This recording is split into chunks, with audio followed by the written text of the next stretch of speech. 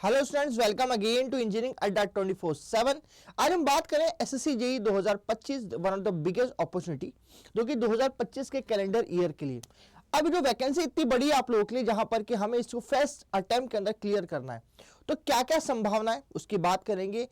कितना आपके लिए एक्सपेक्टेड आपके पास में कंपटीशन रहेगा इस 2025 में, इसकी भी बात करेंगे। और साथ ही बात करेंगे कि ये इतनी बड़ी एग्जाम क्यों है। तो बच्चों, जो लोग फर्स्ट टाइम इस एग्जाम को देने की बात कर रहे हैं और जिनको एसएससी जेईई के बारे में कुछ भी नहीं जानकारी, तो एक छोटा सा आपको प्रीव्यू दे दूं। एसएससी जेईई आपके सेंट्रल गवर्नमेंट के one of the biggest exams में से एक है। और ये इतनी फेवरेट क्यों है?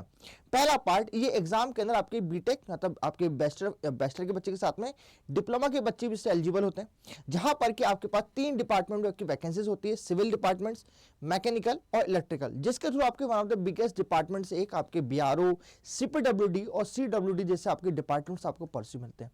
तो एग्जाम इतनी बड़ी है जहां पर कि आपको डिप्लोमा और आपकी बीटेक सर के आपकी बेसिक इंजीनियरिंग डिग्री भी एलिजिबल हो जाती है, जिस कारण की बहुत ही इंपॉर्टेंट एग्जाम है। और बात करें एज क्राइटेरिया की, तो एज क्राइटेरिया बहुत ही फ्लेक्सिबल होता है इस कारण की, जिस कारण की हर बच्चा इस एग्जाम को देने के लिए परस्यू करता है। और पेपर की स्टेज की बात करें तो सीबीटी 1 और सीबीटी 2 की स्टेज होती है और बहुत ही सिंपल पेपर होता है, जिस कारण की एग्जाम जहां पर कि आपको 7 पे कमीशन तक सारी की आपको पे मिलती है और बहुत ही सिक्योर फीचर होता है, जिस कारण की बहुत ही इंपॉर्टेंट जॉब हो जाती है। तो आज इसी के बारे में आज हम एक एक करके डिटेल चर्चा करेंगे, इसको फर्स्ट अटेम्प्ट में कैसे क्लियर करें और आज की तारीख में आपको कितना कॉम्पिटिशन मिलने वाला है 2025 के अंदर।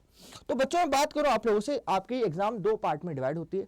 फर्स्ट पार्ट होता है आपके पास में जहां पर कि आपको फर्स्ट पार्ट में जनरल इंटेलिजेंसी, जनरल अवेयरनेस और जनरल इंजीनियरिंग सरी के आपके 3 टॉपिक मिलते हैं। जनरल इंजीनियरिंग बोलते हो, सिविल, मैकेनिकल, इलेक्ट्रिकल, जिससे भी आप लोग आपके परस्यू करना चाह रहे हो, उसका यहाँ पर आपको अवेलेबल आपकी इंजीनियरिंग की ब्रांच और डोमेन नॉलेज से एग्जाम पूछा जाएगा। ये आपका 200 मार्क्स का आपका बेसिक तौर पे आपका एग्जाम होता है सीबीटी 1, जहां पर कि आप लोगों को 200 क्वेश्चन 200 मार्क्स होते हैं, 1 मार्क्स कैरी ईच, और नेगेटिव मार्क्सिंग होती है 1/4 की मेरे पास में। ये पेपर 2 आवर्स का होता है। अब ये पेपर को निकालने के बाद, ये पेपर को कंप्लीट होने के बाद आपको फिर सीबीटी 2 देना पड़ती है मेरे पास में, ठीक है। और सब सीबीटी 1 नहीं निकलने के बाद फिर सीबीटी 2 नहीं दे पाते हो मेरे पास में। तो सीबीटी 1 की देने के बाद सीबीटी 2 दोगे। After clearing of that CBT 2 जब आप देना स्टार्ट करोगे तो आपके पास होती है जनरल इंजीनियरिंग का ब्रांच से, मतलब यहाँ पर आपके पास है रीजनिंग और आपके पास में जीएस जैसे टॉपिक नहीं होते। यहाँ पर सिर्फ और सिर्फ डोमेन नॉलेज के आपके 100 क्वेश्चन होते हैं, जो कि 3 मार्क्स का एक आता है, मतलब टोटल 300 मार्क्स का पेपर है, 2 आर का पेपर होता है। और यहां पर जो मार्किंग होती है, यहां पर 1/3 की नेगेटिव मार्क्सिंग होती है। इट मींस आपका बेसिकली 3 मार्क्स का एक क्वेश्चन है और 1 मार्क्स की नेगेटिव मार्क्सिंग मेरे पास होती है। और ये भी 2 आर का पेपर होता है। और टोटल बात करें कि अब मुझे कट ऑफ बताना है कि मुझे किस बच्चे को क्वालिफाइंग नीचे कितना है, तो सीबीटी 1 को क्वालिफाई करने वाले सीबीटी 2 दोगे। और सीबीटी 1 सीबीटी 2 को कंप्लीट जो मार्क्स होते हैं, जो कि टोटल कितने होते हैं 300 मार्क्स सीबीटी 2 के और 200 मार्क्स सीबीटी 1 के, टोटल होते हैं 500 मार्क्स। टोटल 500 मार्क्स के बाद आपको कट ऑफ दिया जाता है कि किस बेसिस के ऊपर आपका कौन सा डिपार्टमेंट होगा। मोस्ट रूप से इसका जो इसके प्रीवियसली आप हमारे कट ऑफ थे वो 380 के आसपास आते हैं, मगर आज की तारीख में इसके प्रीवियस एक बहुत ही चौंकाने वाला हमारा कट ऑफ गया था, पर कि कंपटीशन इतना टफ करता है कि 400 के ऊपर आपके पास में कट ऑफ गए थे हमारे पास में। और बहुत ही हम बोल सकते हैं अनएक्सपेक्टेड हमारे पास रिजल्ट्स हैं। तो यही हमारे पास होने वाला है कि इस बार भी इतना ही टफ पेपर होगा। और मैं बात करूं कि पिछली बार फॉर्म फिल करे थे, अब बच्चे यही भी आप लोग इसमें आए होंगे कि सर कितना एक्सपेक्टेड हो सकता है, कितने लोग एक्सपेक्ट करेंगे। तो पिछली बार का एक डाटा है मेरे पास में, जहां पर कि आपकी टोटल फॉर्म फिलअप जो कैटेगरी वाइज से बात करूं तो 2024 में आपका जो पेपर फॉर्म फिल करा सीबीटी 1 के एग्जाम के लिए, तो टोटल कितना था, तो हम बात करें 80,000 अनरिजर्व बच्चे ने, जो कि 16% का डाटा था। आपकी ओबीसी के बच्चे करीब 2 लाख बच्चे इसमें बैठे थे, जो कि 42% है मेरे पास में।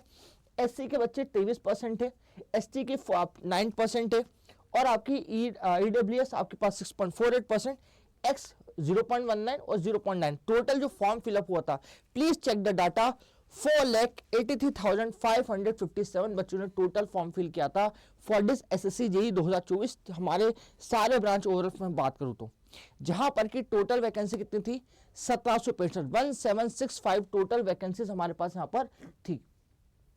तो कभी हम लोग बात करें 1765 वैकेंसी, जिसको कि रिड्यूस करके बाद में 1701 वैकेंसीज हमारे पास कर दी गई थी मेरे पास में।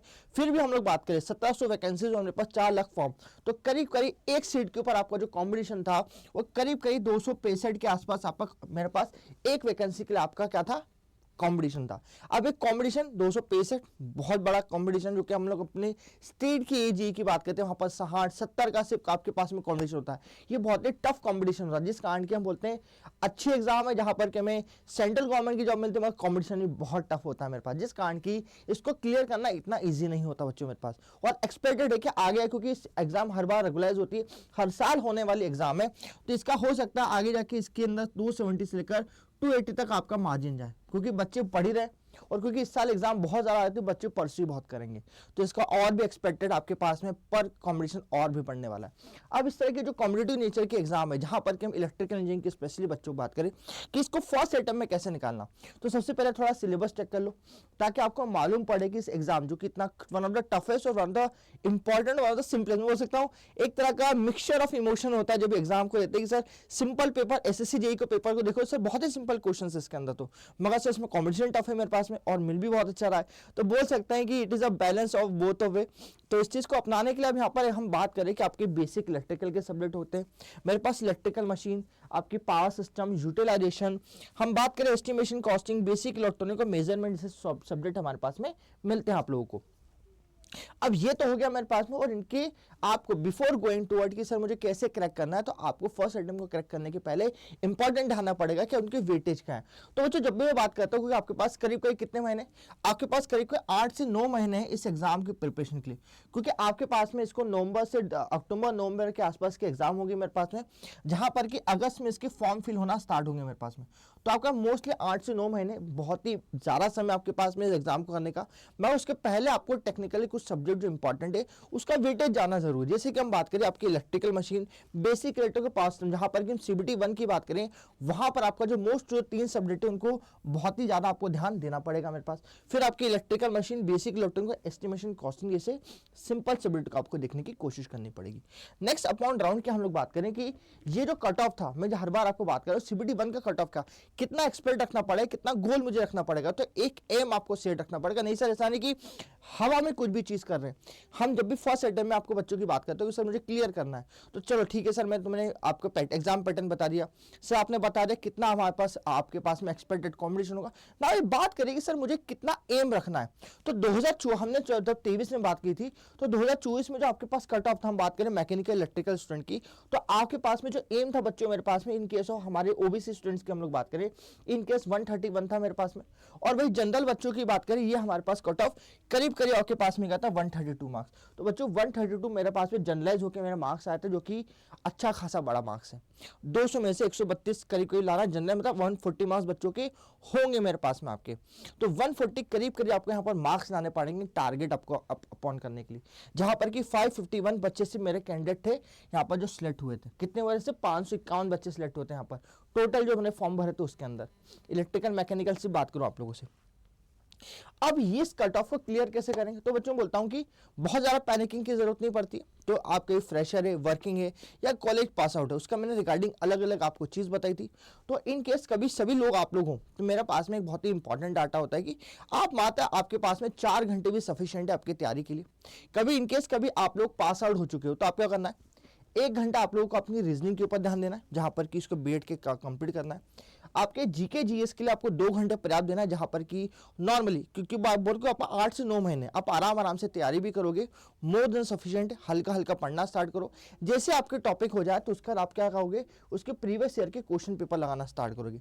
एंड आउट, क्योंकि बच्चों में बात करता हूँ एसएससी जेईई में बहुत ही रिपीटेड हमारे पास क्वेश्चन पेपर बनते हैं, ये सभी मेरा नहीं, अब जितने लोगों से पूछोगे अगले 15 साल कितने भी एसएससी जेईई के पेपर्स है उनको कंपाइल करो। आपके आरआरबी जेईई के और इंजीनियरिंग सर्विसेज के जो पेपर है, यहाँ पर एक ऑब्जेक्टिव फर्स्ट पोर्शन था, उसको इकट्ठा करो, उनको क्वेश्चन को टिक करो। क्या होगा, उससे आपको हौसला ही बूस्ट होगा और आपके कंसेप्ट भी क्लियर होंगे। जितना लंबा समय, जितने ज्यादा मॉक टेस्ट दोगे, जितना, और ध्यान दीजिएगा अंटिल ऐसा का टॉपिक नहीं कंप्लीट हो, अगले टॉपिक के ऊपर आपके मॉक टेस्ट पे नहीं बढ़ना आपको यहाँ पर। तो ये आपका डेली होगा। करंट अफेयर डेली पढ़ने आना है, क्योंकि कई बच्चे क्या करते हैं कि जब कंपटीशन की जब एग्जाम पेपर आता है उसके 7 दिन पहले पढ़ना चालू करते हैं। ये बैड हैबिट है। क्यों बैड हैबिट है, क्योंकि इस हैबिट को आप हर बार लगेंगे, क्योंकि हमारे एग्जाम पूरे साल भर है, बहुत सारी इलेक्ट्रिकल इंजीनियरिंग एग्जाम में DFCCIL, HPCL, BHEL जैसे एग्जाम्स है, और भी एग्जाम आगे आपके पास आएगी, तो आपको करंट अफेयर चाहिए होगा। तो एक दिन पूरा का पूरा पढ़ने के बजाय पूरा का पूरा एकदम एक दिन खाओगे तो पेट खराब हो जाएगा। इससे बेटर है कि डेली खाना चालू करें। और साथ में 3 सब्जेक्ट जो मेरे मेन है उनमें से कोई 2 सब्जेक्ट एट ए टाइम के ऊपर उठाना चालू करें। जैसे कि बच्चों मैं आप लोगों से बात करूं, बेसिक इलेक्ट्रिकल पावर सिस्टम जैसे एक एक सब्जेक्ट उठाओ और क्लियर करो। तो ये वो फंडामेंटल एक्सपर्ट है जिसको करोगे जहां पर कि आपने गोल क्लियर कर लिया, देरी आपने अपना टाइम टेबल फिक्स कर लिया। क्योंकि टाइम, बच्चों में भाषा में बोलता हूं एज ए फैकल्टी के नाते कि टाइम टेबल फिक्स करना जरूरी है। हो सकता है कि दिवाली, दशहरा, होली, बहुत सारी चीजें हमारे पास में आती है, हमारे festival, India as a nation of festival कहते हैं, मगर हमें हमारा टाइम शेड्यूल जहां पर कि 4 घंटे आपके फिक्स करने के, सर मुझे इस समय पढ़ना है, इस समय मॉक टेस्ट देना है, वो फिक्स कर लिया आपने, तो आपको अपनी सक्सेस से कोई नहीं रोक सकता है। तो ये चीज आप फिक्स करें और अपनी सक्सेस को पाना स्टार्ट करें। इसके लिए आप हमारे एसएससी जेईई के फाउंडेशन बैचेस को अवेल कर सकते हैं, जो कि आपको मिलने वाले हैं आपके 26 फरवरी से।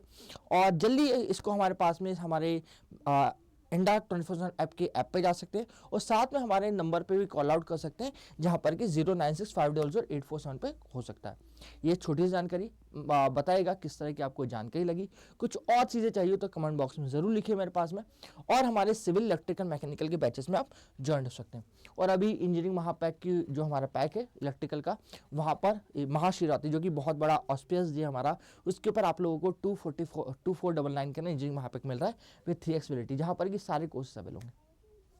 Thank you so much students, good day, goodbye. और एक्सपेक्ट करता हूँ कि 2025 सभी को बढ़ाओ, इस शिव जी के आशीर्वाद से आप सभी लोगों की मनोकामनाएं पूर्ण हो। धन्यवाद।